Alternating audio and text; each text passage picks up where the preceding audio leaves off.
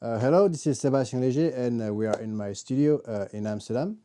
And today I'm going to show you a few of my tricks on my tracks or remix, and with bass line especially, because a lot of people are asking me how I do this sort of pitch up, down, pitch bend, sing bass line and stuff. We're going to talk about, I guess, mixing, mastering a bit, and freestyle, random thing, because the random music is the best.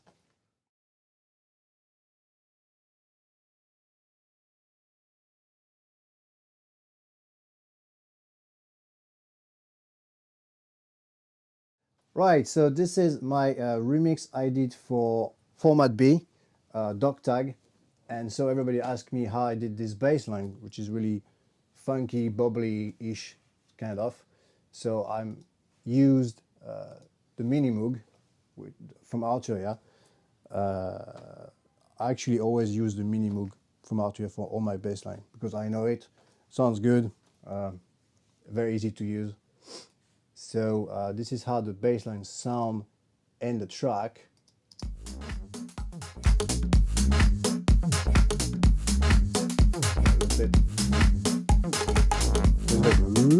Like this.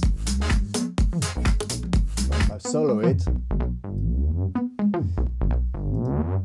So there's a lot of automation on the pitch, on the bend to like this. So it's, where is it? Yeah. I don't know if you can see it on the screen, but that is sort of, I'm gonna zoom it here. And there's also the filter that open sometimes to kind of add some movement in the bass line. I also have a sidechain over it to kind of give space when the kicks come in. It's the usual, I guess. Everybody knows what a sidechain is, right? So this is pretty much actually pitch bend, a bit of filter. You can see all the knobs, they're all moving like crazy. Here. And the pitch bend also is just like. So what about the sound itself? Is that just a single oscillator on the Moog? It's actually, I always use the very simple preset, which is called KU Fat. So you can find it everywhere. But yeah, there's 1, 2 oscillator over it. Yeah, and they're both the same actually. So I can switch it off, it will be the same. But I put 2 so it's make it kind of larger, but one is a little bit overtone. So it gives more fucking weird things. And so yeah, with the main groove, with the kick, which is somewhere here. Yeah.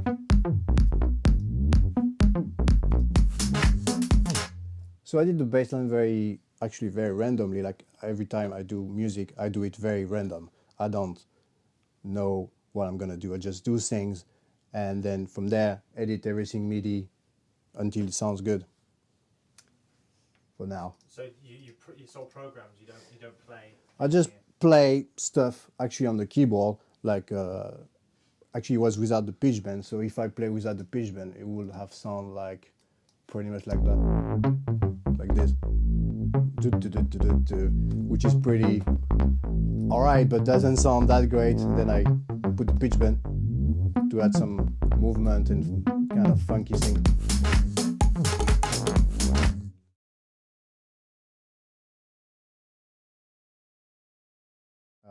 I usually do I render the bass line because it's always moving. The sound, its phase or the bass goes up, down. It's not like stable. So I always render the bass line. I didn't do it here. I don't know why, but it works. So happy days. But I usually render it like in other remix. Can I show you the other remix I did? All right, okay. I did that on the also famous Cirez D remix I did a few months ago for Cirez D. I had that problem with the bass line was not stable at all the time, was just moving, and there's too much bass, and suddenly like there's no more bass anymore. So what I did is, that's the original bass line here. So the people who know the track will recognize it. It sounds like this. But you can't hear it here, but when you play all the on the track, it just moves all the time, then the bass comes out and in. So I did render it with a right click. I freeze it, I freeze the track, and then I had an audio out of it here. And so I kind of chop up the bass part, which was like the same level, similar surrounding bassing, and then I looped it with a Control J like this, loop, put it on loop, and then drag it like this. When it's very stable, when there's no filter movement or any, when it's very loopy. Otherwise, when it's moving, filters opening or anything, you can go back to the loop thing. And again, there's a sidechain on the bassline. Very, very, very small. Actually, it's not crazy big, just enough. Barely can hear it, but it's there. And the EQ is pretty, not random, but it's just, I don't have any rules about EQ really. It sounds good or it doesn't sound good. I'm not a specialist of EQ things. I just EQ until it sounds right in the mix.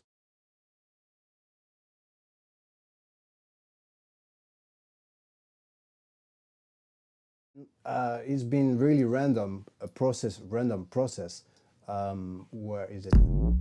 Like this, just play notes. Because I have the kind of funk groove in my blood, you know? So I just play the stuff on the keyboard. It's actually very easy. It's just, again, there's some speech like this. Probably you can see the automation over there. Yeah, it's just pitch things. I use a lot the pitch bend in my bass line, because it kind of, it's not static bass line really.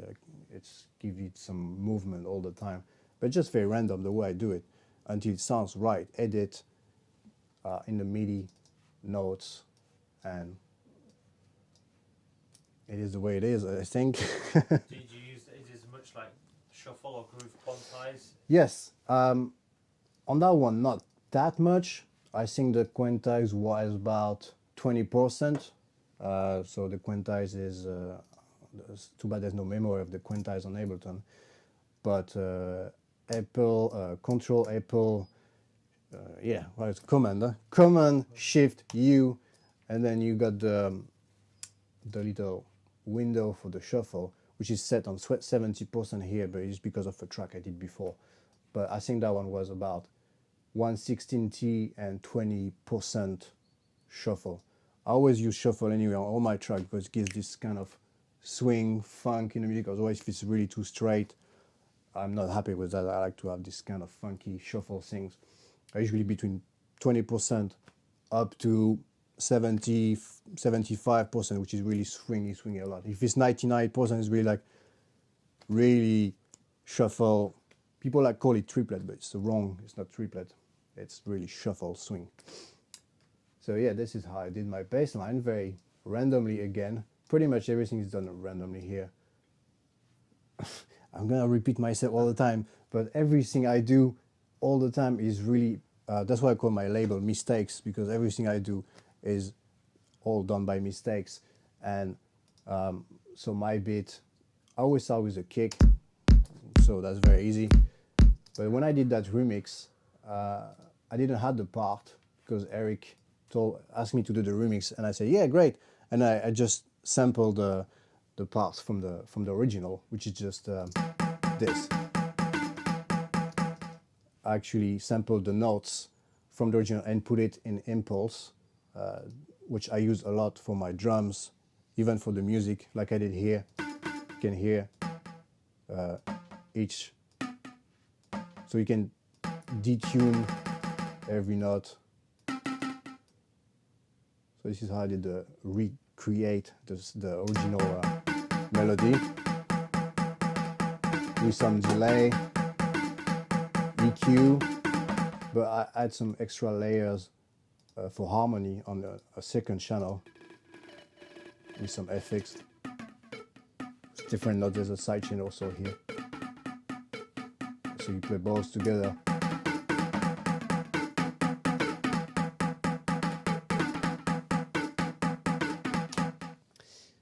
But again, how I did the harmony and stuff, I just did it with my ears. I don't really program anything in my head. Okay, it's gonna sound like this. I just put the notes, record the notes, and then from there just edit which notes gonna sound right or not or nice together.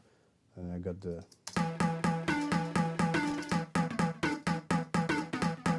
but I use Impulse a lot because it's so flexible for me, which I'm from the sampler generation, because you can, every note you can change the tone, you can adjust the time. I don't know if I can play it here. Where is it? The key up. No, yeah. Right, so I can just adjust the time, make it super short, change the notes. This is pretty much how I do it. Every music I do is a lot with Impulse, and actually not with a plug-in synthesizer, which is pretty strange, but I do it like that. It's easier. And yeah, all together, I don't know how to explain, just it works.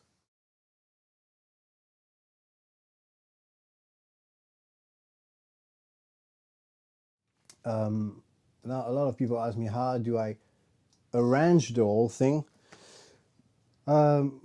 Obviously, I'm a DJ, so I like to have a long beginning and long ending to mix the track, but this one actually starts already with a kind of full build-up with all the people who know the remix will recognize that I sing out of the box like how it's gonna sound in the mix, but in my mix. So I'm not really singing about how it's gonna sound in other DJ mix, it's just in the way I'm gonna mix it. So I make the really long intro with a lot of reverb as a send to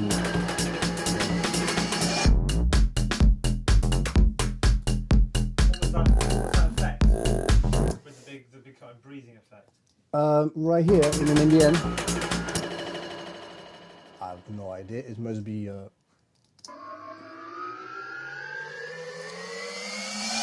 It says here Xfer, so I took it from the Xfer CD sampler from deadmau5.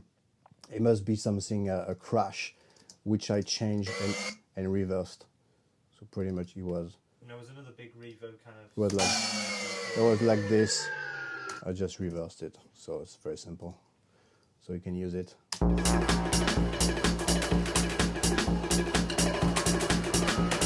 another one here, which is actually the sound of the lead, the main lead, but reversed with a reverb, like this. I do that a lot also to kind of bring the next pattern or the next things, bring the things very smooth. So I do that quite a lot every year.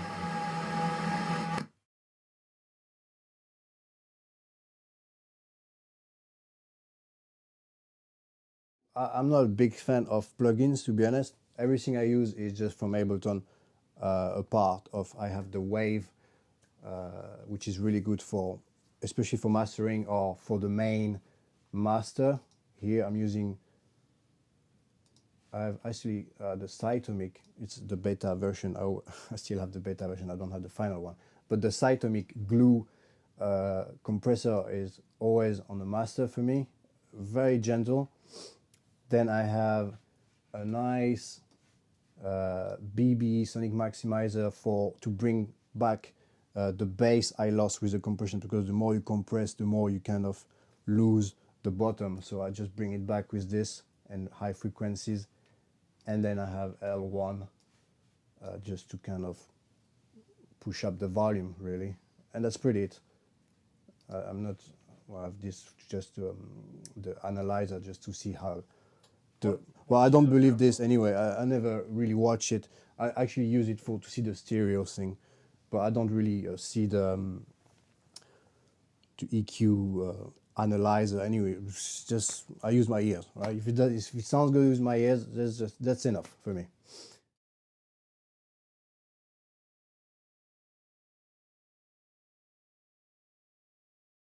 The drum are pretty simple on this one. It's very this. Let's. It's very basic, right? Again, that must be impulse. Put my snare in there. Some little compression, little EQ. The clap is just audio. The white noise for the hi-hat. I'm using that a lot also in my tracks. It's the white noise from Ableton again. It's very handy to make your own hi-hat, and it's flexible because you can move the decay and all that stuff like here. So you can use it hi-hat or white noise, but I use it as to make my hi-hats. Actually to layer it, because I layer a lot. One of my tricks actually is layering the same hat. I have a hat like this, but doesn't sound big enough. So I just duplicate this channel, and it's the same here, but I use the vinyl distortion plugin to kind of make it more dirty and more crunchy. So I layer the original plus the new one with the vinyl distortion, and so I have this kind of less clean sound, because in the beginning it was too clean for me, like very thin digital. So I always layer my hats like this, and it brings some kind of better stereo thing as well. If I open the analyzer, I don't have much stereo there, and if I do my layer thing, I like this kind of stereo thing on the hats. And the shaker, just like chick, you know. Again in impulse, because it gives me the opportunity to quantize things, edit, shuffle or not. If it was just audio, just to drag an audio, it's just not flexible anymore. So everything goes to impulse, and again here there's vinyl distortion over it. Otherwise it would have been too, you know. So I kind of like my sound a little bit dirty, crunchy. It reminds me of the good old analog thing where I'm come from.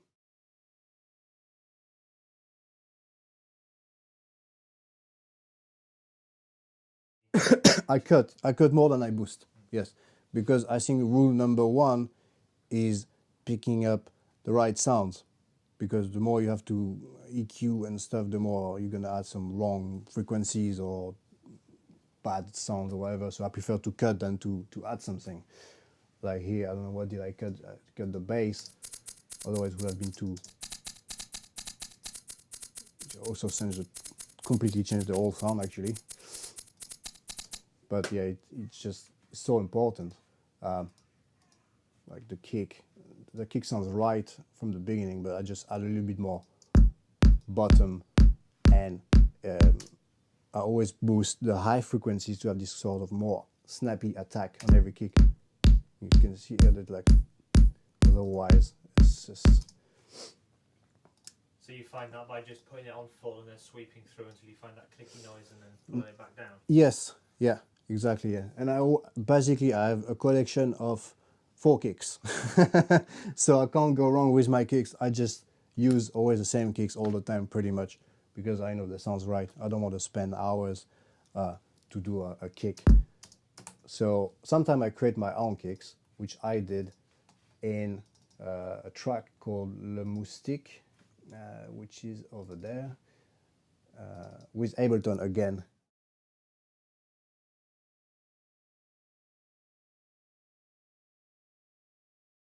I did create my own, well, create's a big word, right? I just used the plugin from Ableton called Kicks 606 with a really, like I said before, really crazy high EQ on the high frequencies to really make the click comes even better.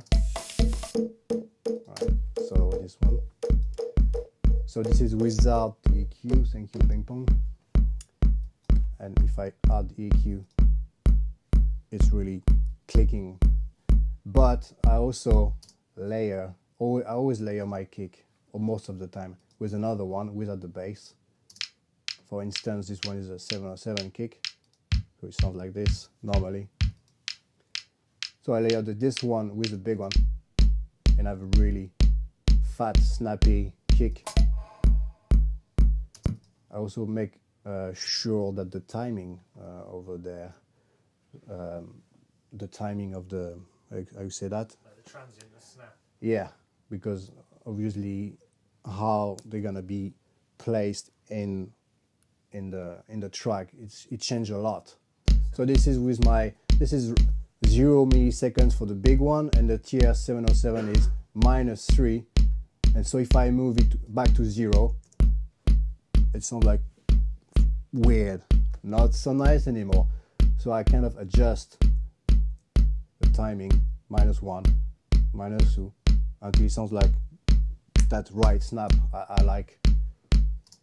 And yeah, with the bass line, so you can really hear pretty much everything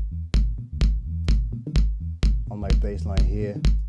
Otherwise, it would have been kind of not so good anymore. So I do that a lot with the timing. Also, you can hear, you can see there's the percussion here as -2 milliseconds. Here, there's some claps also as well for the snap, the 808 claps. Put this again, kick and claps only together. So the clap is -2. If it was 0, well, the difference is not really big here, but it has a lot of snap if you change. Yeah, it's, oh well, I can hear it. It's just, for me, it's very important to have like a really good attack on every sound. It's just, some people like to have like round thing. Some people like really snappy. I like the really snappy thing. And then, you know, you can hear very attacky sounds. And again, I think the master is the same, a cytomic compression. Gentle, not crazy. Again, the same thing to bring back the bass. There's an EQ8 for a change. It's not happening very often, but there is an EQ8. L1 for the master, and that's it, really. There's no big secret in my mastering. Well, and that's it with your mastering. That's it straight out to Beatport or to wherever it's going. No, then after it's going to the mastering, which is I forgot. It will come back later.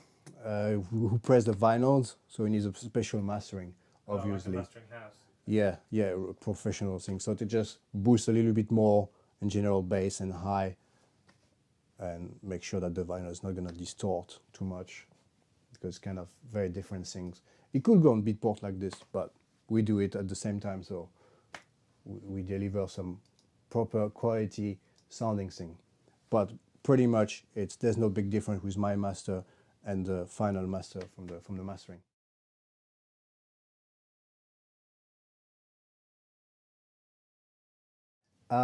While I'm here, actually, I can explain how I did this funny sound, because a lot of people ask me, how did you do this move stick sound-ish, which is called Mosquito. Here we go. That one. It's actually from, I did it with, see the sound is going off. You just have to slap it a little bit.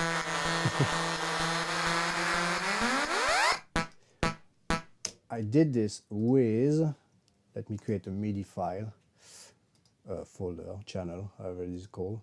It's with the Native Instrument Reactor 5. Okay, I'm gonna put it there. I have to open the ensemble called Aerobic. It's very good to create your own kind of weird drums.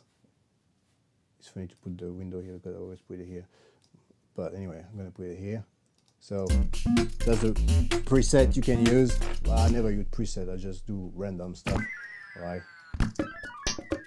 Let's say.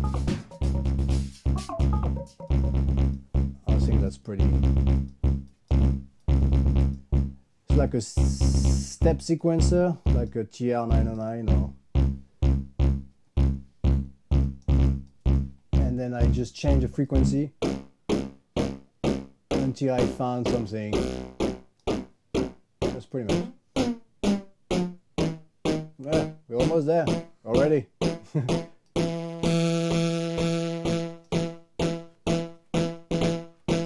It's pretty much right, actually. Voila! That was easy. Again, sidechain on the channel to give space, and there's a lot of automation with the reverb, especially the beginning, to bring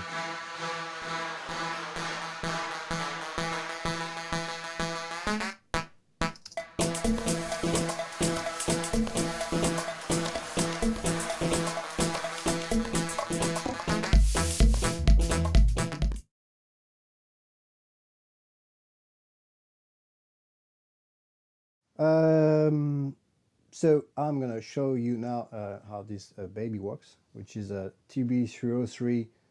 It has been a little bit modified. As you can see, it's not like the original here, which is the real deal. Yeah, it's working, but it's not MIDI, unfortunately. This one is MIDified, so I can actually program the bass line in the sequencer and not in the step sequencer, which is kind of a nightmare to program if you don't know how to do it, which is very easy. So I just put some notes like it was a plugin, but it's not a plugin, it's a real machine. So it's not a 9, it's 303. Make some nice bassline thing. So I have an overdrive here, which is very subtle. I have some slide, crazy bend, lovely, different shape for druggy.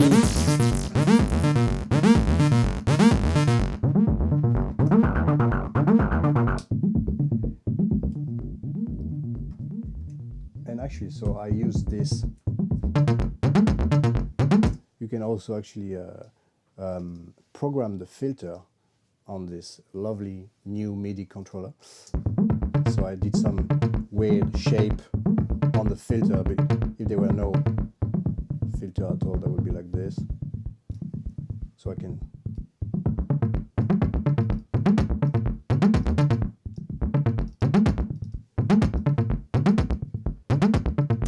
there's no TB303 that can do that for real. Is that just a filter, or can you do it on resonance and all You can only program the filter, the band as well, the how it's gonna, like my bass line I did before, the kind of the same thing, which I probably did somewhere here.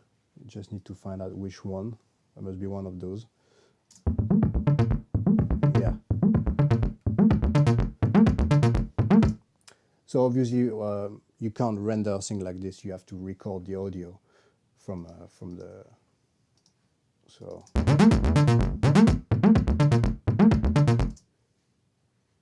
have a nice audio, clean. Thank you, Ableton. And from there, you can do pretty much whatever you want with the loop.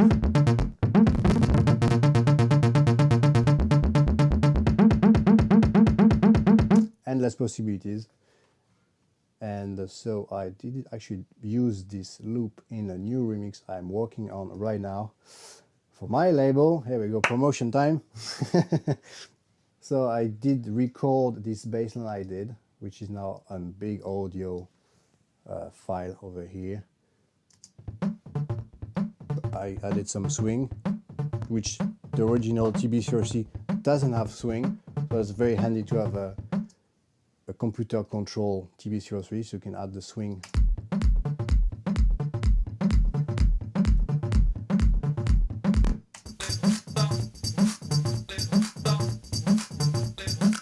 So I used the filter, a bit of reverb in the send.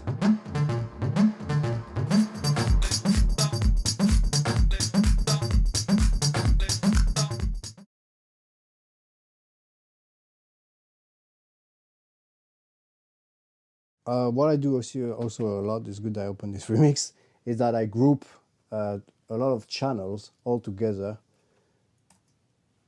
in one bus. You could just bus it, send to a bus, but actually I group it, it's faster. You just select the channel you want to group, right click, and then you group. Why I do that is because I do a lot of FX on this main group thing. Like here I did a rack, oops, a rack full of, there's an auto filter, EQ3, reverb, flange, chorus. It's quite a lot, and it should be like here, exactly, start here, break. Here the automation start, I just said, okay, you're gonna start here. So there's a filter, reverb, flange all together for the kind of break moments on just all these sounds, not on the other sounds that comes a little bit more here.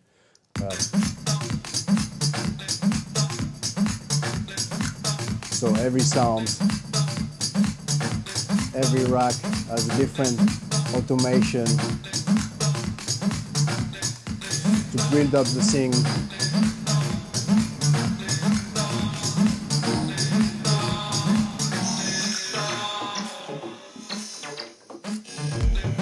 And off. Otherwise I would have sound like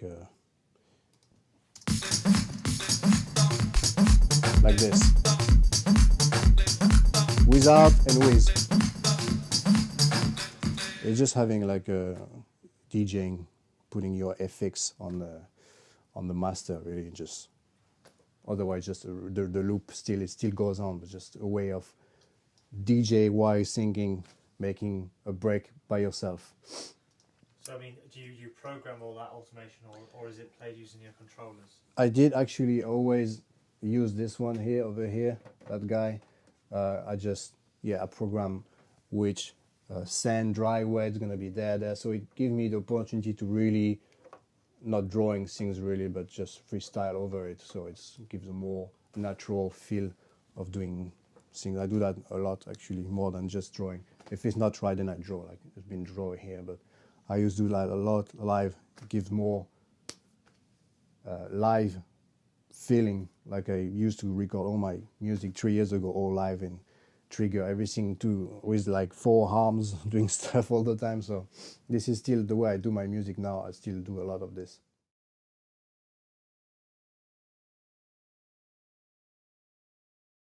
Like I said, I'm using a lot of impulse. There's impulse everywhere here because I used the original melody, which is somewhere in the parts. I can't find it, but the original melody sounds pretty much like this.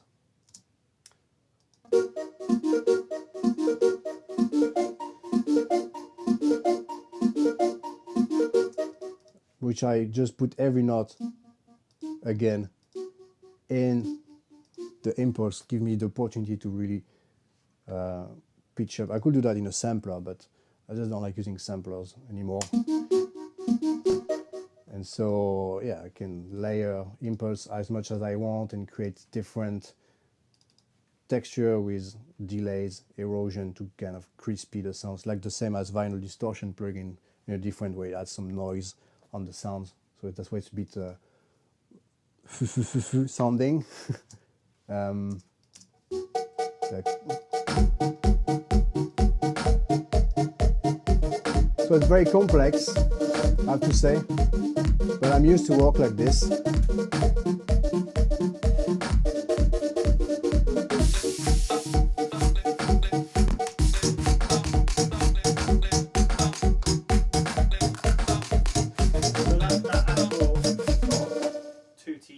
Sound, that's a sample, or this is actually from the original, like this. What I did is this, the original is pop, pop, pop, pop, pop, Melo 1,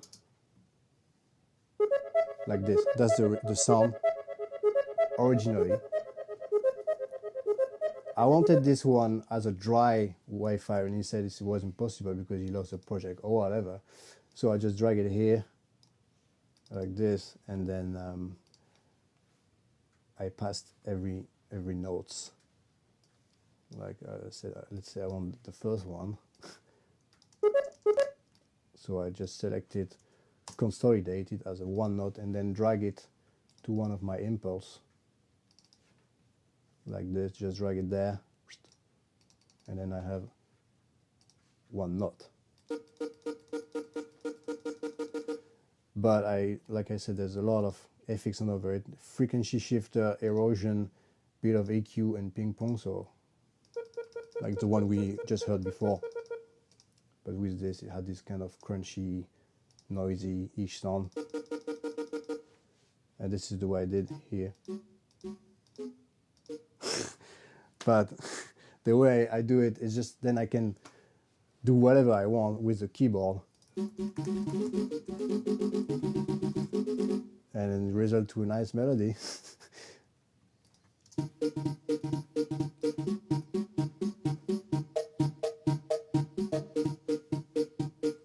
And so I layer a few of them with different harmonies, like if it was a synthesizer, really. But a lot of work, but I work fast.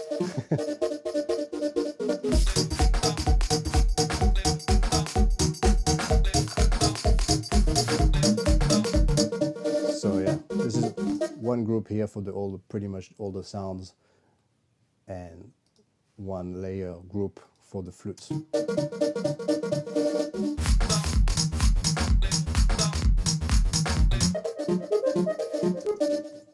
That's it, I think, on the remix. That's the way I did. It's not finished yet, it's a work in progress, but it's pretty much how it's gonna sound in the end.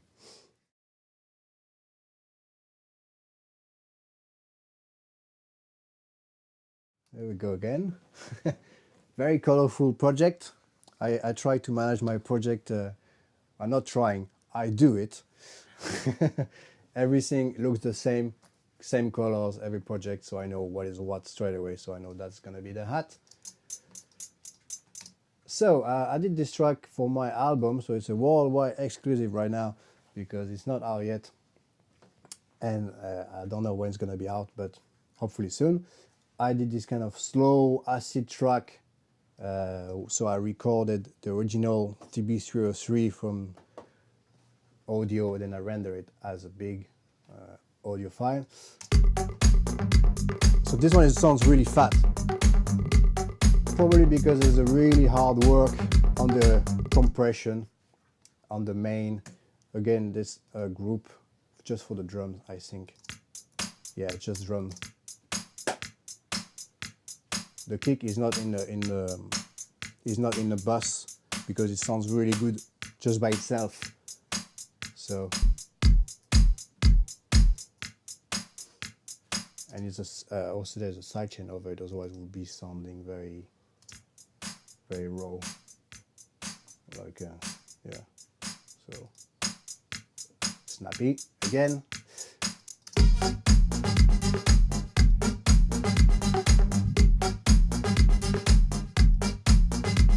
Bassline is very simple. From it's not even a Moog, it's the original from Ableton. And so where's the acid line I just recorded? Where is it? TB303, you over here, CB303. So I did record this bass from that's why there's a bit of noise, because it's from all the machines all together.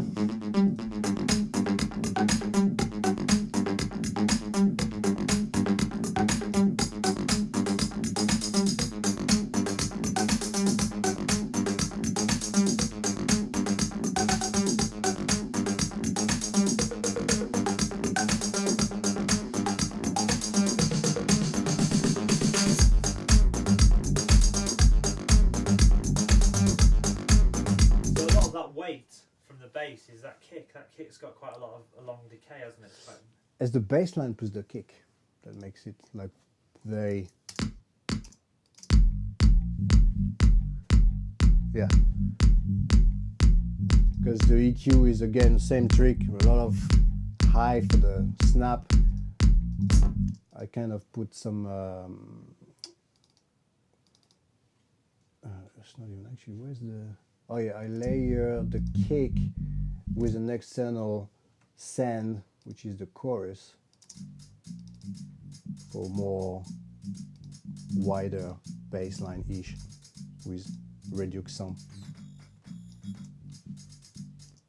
I do that quite often also because all the bass line should be mono, I think, but it's nice to have some little bit stereo also on the bass line, as long as it doesn't phase altogether, like out of phase thing. Again, there's some nice impulse things. Everywhere impulse, I love it. With 808 toms, I put in these two things. It used to be toms, but I put some distortion and a lot of nice FX over it. Otherwise, it sounds like a guitar bassline actually, but it's 808 toms. And with distortion, kind of creativity tricks, you have some nice. There's a lot of beat repeat as well, I think, somewhere. Yeah, to make it moving.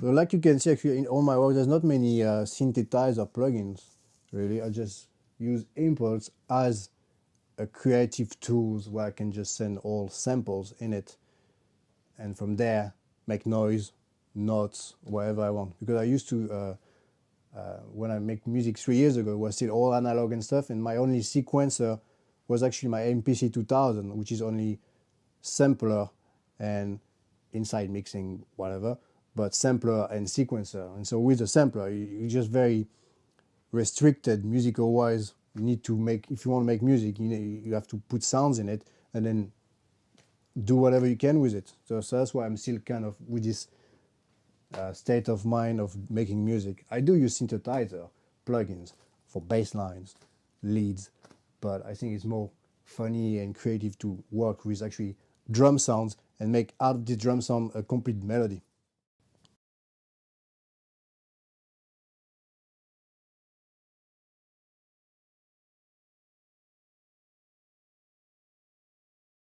As much as Ableton gave me FX, I use them. So that's pretty much everywhere there's FX. Redux for crunchy, erosion for noisy, dirty sound-ish. On the TB303, which I record, there's a lot of chorus to kind of spread it out a lot. This is dry, and the more you go in the track, the more there's some sends to the ping pong here, which is set to really short time. So it's give it like a so wide. Otherwise it will be like that.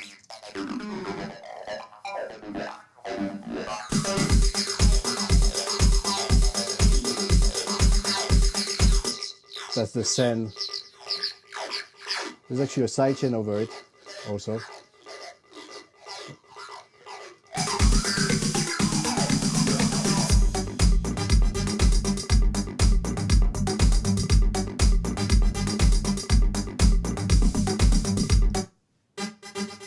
This is actually a plugin from Ableton. Miracle, there's a synthesizer in my tracks.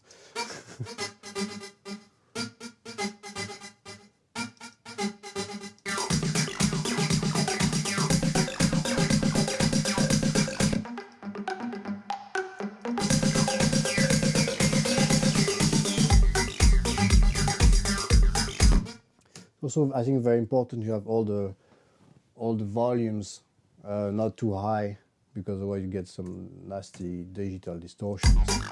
So the kick is the only that's really go high. Everything is in the Everything is in the green, really. And what's your master? Is your master at 0? Yeah, the master, actually I use this utility tool just to lower the volume. So otherwise it's got really in the red. For sure. Here it's in the red, big time. But I use a -9 on that one. So then I'm in the green here, and then all the rest is just clean. And to push up the volume again, then I use a limiter to put it back higher. So I'm gonna mute them all right now. Right. So this is dry. Well, if I mute this one, it's gonna be distorted. That's why I really drop it down. And then there's the compression on the cytomic, the glue beta version. Still absolutely too loud because this one is on. So can't hear the difference. It's so gentle, just to kind of glue them together. That one brings the bass high frequencies back. So off, on, small bright. It's like a EQ, but easy fast forward thing. This one is just to doesn't matter in the mastering, and the limiter.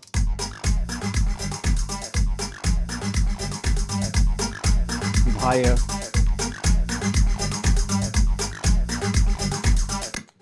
So if I do, we're gonna